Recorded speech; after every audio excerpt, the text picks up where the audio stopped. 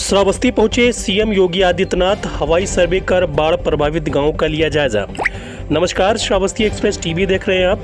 खबर उत्तर प्रदेश के श्रावस्ती से है, जहां पर पहुंचे सीएम योगी आदित्यनाथ ने बाढ़ प्रभावित क्षेत्र का हवाई दौरा किया, जिसके बाद सीएम का हेलीकॉप्टर कार्यक्रम स्थल पर पहुंचा, जहां पर उन्होंने बाढ़ प्रभावित लोगों से मुलाकात कर उन्हें बाढ़ राहत सामग्री सौंपी। ये तस्वीरें कार्यक्रम स्थल की हैं, जहां पर सीएम योगी आदित्यनाथ बाढ़ प्रभावित लोगों से वार्ता कर उनका कुशलक्षेम जाना और उन्हें बाढ़ राहत सामग्री सौंपी है। इस दौरान कार्यक्रम में सीएम योगी ने अपने संबोधन में बताया कि सरकार इस आपदा को लेकर सजग है। जहां भी बाढ़ से क्षति होने की सूचना प्राप्त होती है, वहां तत्काल जिला प्रशासन की ओर से राहत पहुंचाने का कार्य युद्ध स्तर पर किया जाता है। सरकार हर संभव बाढ़ पीड़ितों की मदद के लिए तैयार है।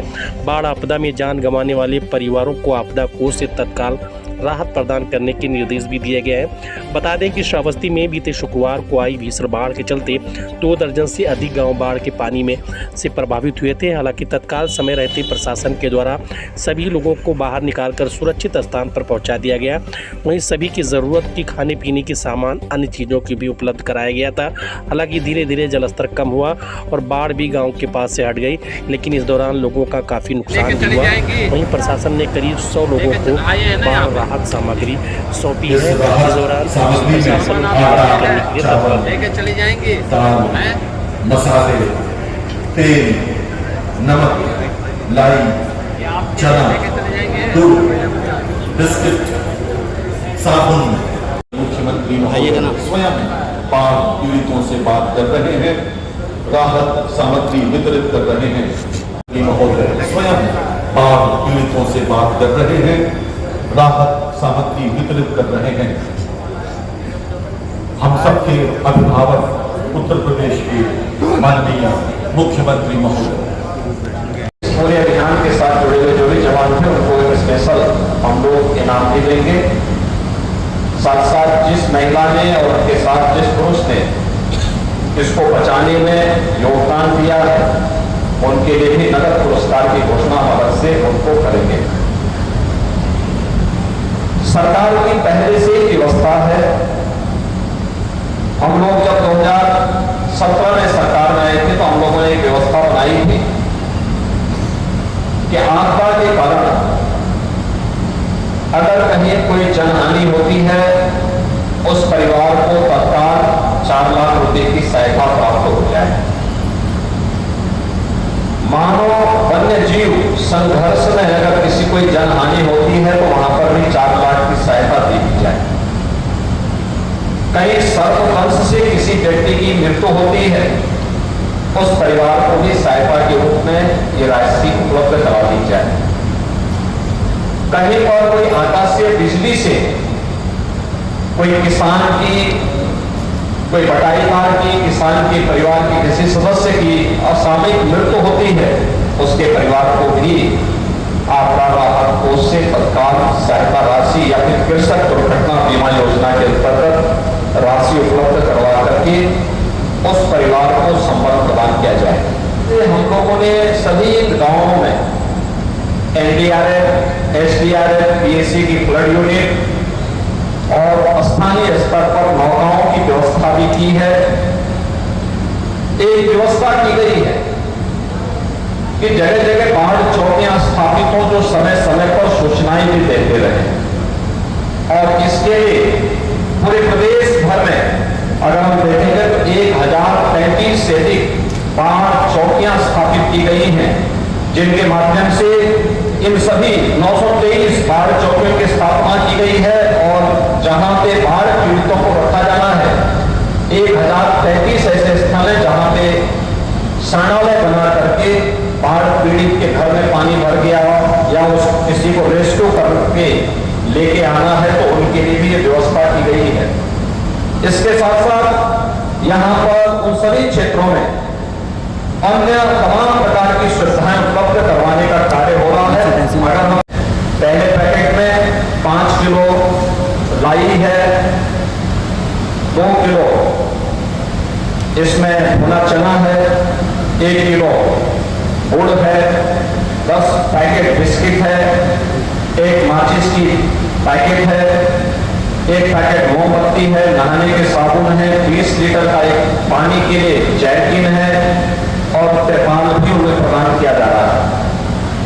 दूसरे पैकेट में है 10 किलो आटा, 10 किलो चावल, 2 किलो अदरक की दाल, 10 किलो आलू, 2 हल्दी मिर्च मसाला और 1 लीटर सरसों के तेल के साथ ही नमक आदि भी उसके साथ उन्हें उपलब्ध करवाने का कार्य सरकार के द्वारा आपदा राहत निधि से उन्हें उपलब्ध करवाने का कार्य किया जा रहा है। हमें और स्वाभाविक रूप से इससे न केवल तैयारियां प्रभावित हुई बल्कि लोग भी जो नदी के किनारे रहते हैं उन लोगों के सामने भी तमाम संकट खड़े हो गए। लेकिन विपरीत परिस्थितियों में भी धैर्य होकर के कार्य करना, जैसे आपने देखा होगा 11 लोग एक टापू में फंस गए थे।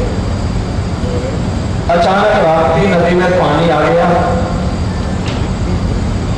और धैर्य खोए बगैर महिला और बच्चों की 11 लोगों की टोली अपने मोबाइल फोन का इस्तेमाल करके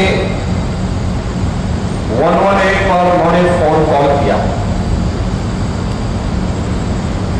डायल 100 को कॉल किया और फिर पुलिस की टीम वहां पहुंचती है। पीएसी के 72 जवानों ने उन 11 के 11 लोगों को, जिनमें 5 बच्चे थे, 6 महिलाएं थी, उन सबको सुरक्षित वहां से निकाल करके आज आपके सामने देखा होगा कि जिस महिला ने सूचना दी उसको और उनके साथ एक पुरुष थे, उनको हमने सम्मानित किया और पीएसी के उन जवानों को जिन्होंने अंधेरे में स्वयं की परवाह किए बगैर उन 11 लोगों की जान बचाने में अपना योगदान किया, उन सबको भी हमने यहाँ पे एक प्रमाण पत्र दिया है। और प्रभावित क्षेत्र हैं 116 गांव पूरी तरह या आंशिक रूप से बाढ़ से प्रभावित हुए हैं।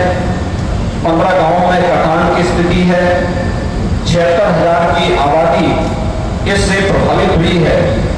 23,500 से अधिक कृषि भूमि बाढ़ की चपेट में आई है। यहां पर बचाव और राहत कार्य के लिए एनडीआरएफ, पीएसी के फ्लड यूनिट और एसडीआरएफ को भी लगाया गया है, जिसमें मोटर बोट के साथ में वहां पर अन्य बचाव के कार्य कर रहे हैं। नौकाओं की व्यवस्था भी की गई है। इसके साथ ही यहाँ पे 4 जनहानि जनपद में हुई है। इसके अतिरिक्त यहाँ पर प्रदेश सरकार ने पहले से व्यवस्था की है कि जो भी व्यक्ति इन बाढ़ की चपेट में या जो गांव नैरोल्य होते हैं, बाढ़ की चपेट में आते हैं, उनके लिए राहत पैकेट की व्यवस्था, जिसमें से कुछ राहत पैकेट अभी आपके सामने हम लोगों ने वितरित किए हैं कि हमें पूरे बरसात का यानी अक्टूबर तक की व्यवस्था पहले से बना के रखनी होगी, क्योंकि इस बार औसत से अधिक बरसात होने की संभावना है। इसके लिए हमारी तैयारी होनी चाहिए, जिससे कोई भी व्यक्ति भूखा न रहने पाए। जहां शरणालय बनाए गए हैं वहां भोजन की व्यवस्था, दोनों समय भोजन मिले, इसकी व्यवस्था हम सुनिश्चित कर लें।